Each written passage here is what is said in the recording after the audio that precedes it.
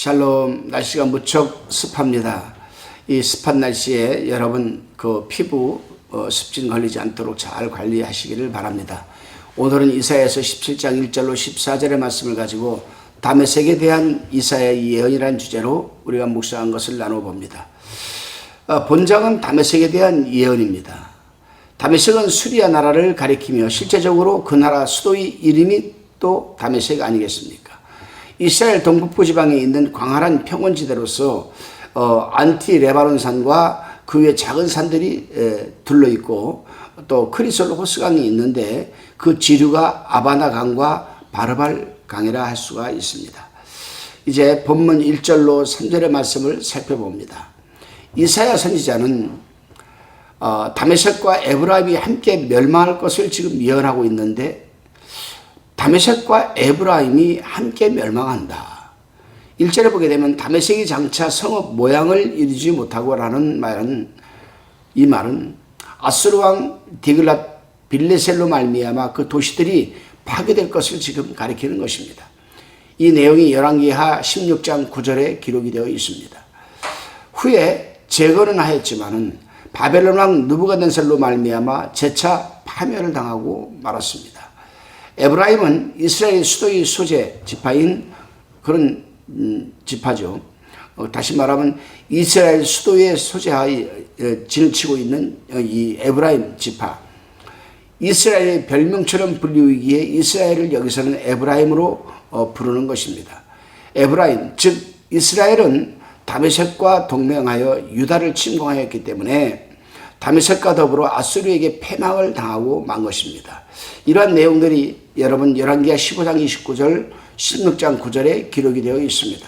그렇습니다. 여러분, 하나님의 말씀은 언제나 진리입니다. 하나님의 말씀하신 것은 반드시 진리이기 때문에 또한 예언의 능력과 성취의 능력이 있기 때문에 반드시 예언한 말씀은 성취가 되고 맙니다. 그 말씀이 심판의 말씀이든 축복의 말씀이든 그러므로 우리는 하나님의 말씀이 권위를 존중하며 더욱 신실하게 믿고 받아들이도록 노력을 해야만 합니다.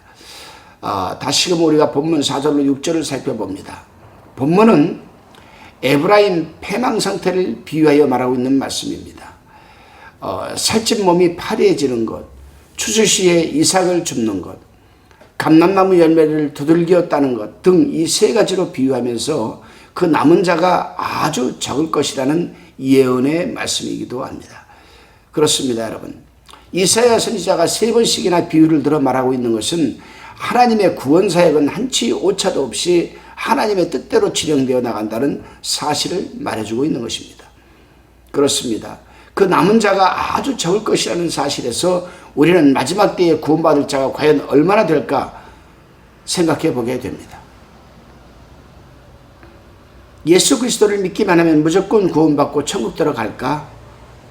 우리는 이 부분에서 좀 더 진지하게 생각을 해봐야 하고 성경은 여기에서 무엇이라고 답하고 있을까도 우리는 한번 찾아봐서 읽어봐야 합니다. 본문 7절로 8절의 말씀입니다. 이스라엘 이 백성들이 위에서 언급한 대로 하나님의 징계를 받음으로 영적인 큰 은혜를 받게 될 것을 지금 말하고 있습니다. 7절 8절을 제가 한번 봉독해 보겠습니다. 7절에 그날에 사람이 자기를 지으신 자를 쳐다보겠으며 그 눈이 이스라엘 거룩한 자를 바라보겠고 8절에 자기 손으로 만든 단을 쳐다보지 아니하며 자기 손가락으로 지은 아세라나 태양상을 바라보지 아니할 것이며. 그렇습니다, 여러분. 성도가 징계의 고난을 받을 때에 그 고난을 순히 받아 견디고 이기게 되면 고난받은 것보다 몇 배나 아니 몇 백 배나 더 큰 유익을 받게 되는 겁니다.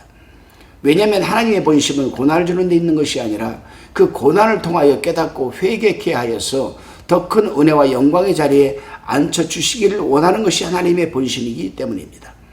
다시금 본문 9절로 11절의 묵상 내용입니다. 여기서는 하나님의 심판을 받은 원인에 대해서 말하고 있는데 그것은 자기들의 구원의 하나님을 잊어버리고 우상을 섬기어 능력이 반석되시는 하나님을 배반한 까닭이라고 지적해주고 있습니다. 그래서 하나님은 이스라엘에게 택한 백성들이 바알 같은 우상의 농경신을 섬겨서 농사의 다수확을 받았으나 하나님께서는 농작들의 재앙을 내려서 농작물을 하나도 수확하지 못하게 하신다라는 사실입니다. 또 예언이죠. 또 성취가 됩니다. 그렇습니다, 여러분. 이것은 어느 시대를 막론하고 이같이 하면 멸망을 자초하는 것으로 역사의 흐름에 있어서 언제나 확고하신 하나님의 섭리라 할 수가 있습니다. 농사를 지어도 하나님께서 때에 따라 햇빛과 비를 내려주셔야 되는 것이며 다른 어떤 일들도 다 마찬가지입니다. 하나님께서 간섭해 주셔야 만사가 형통케 되는 것 아니겠습니까? 다시금 본문 12절로 14절의 묵상 내용을 살펴봅니다. 아스르 군대 중에 모든 나라 군인들이 내포된 듯한 말씀입니다. 그 군대의 강성함이 파도와 같음을 지금 예언하고 있습니다. 이 같은 군대가 파죽지세로 유다를 침공하여 올 것이라고 지금 이사야는 강하게 예언하고 있습니다. 만약에 오늘날 우리에게 어느 목사가 그런 말을 하면 믿을 자가 얼마나 될까요? 당시에도 그랬습니다. 이사야 선지자가 그런 말을 선포할 때 그들은 깨닫고 회개하여 하나님 품으로 돌아왔다면 아마도 이스라엘 역사는 다시 쓰였을 것입니다. 그렇습니다.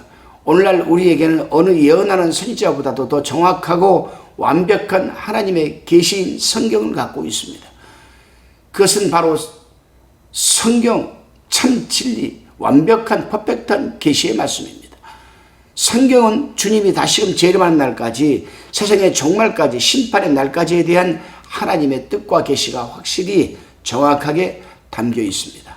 그러므로 우리는 하나님의 말씀인 성경을 감사한 마음으로 읽을 때마다 회개할 것은 회개하고 버릴 것은 버리고 고칠 것은 여러분 고쳐서 하나님께서 준비하신 여호와 일의 복을 받아 누리는 그런 하루가 우리는 되어야 할 것입니다. 기도하시겠습니다. 주님, 참으로 무지하고 우둔하여 어리석은 우리를 긍휼히 여겨 주시옵소서. 늘 하나님의 말씀을 읽고 듣고 할 때마다 하나님의 음성을 들을 수 있는 영적인 시안과 영적인 귀가 열리고 또 보게 되어서 듣게 되어서 하나님께로 돌아서 전폭적으로 신뢰하는 은혜가 넘치는 하루가 되게 하여 주옵소서. 언제나 감사드리옵고 예수님의 이름으로 기도드리옵나이다. 아멘.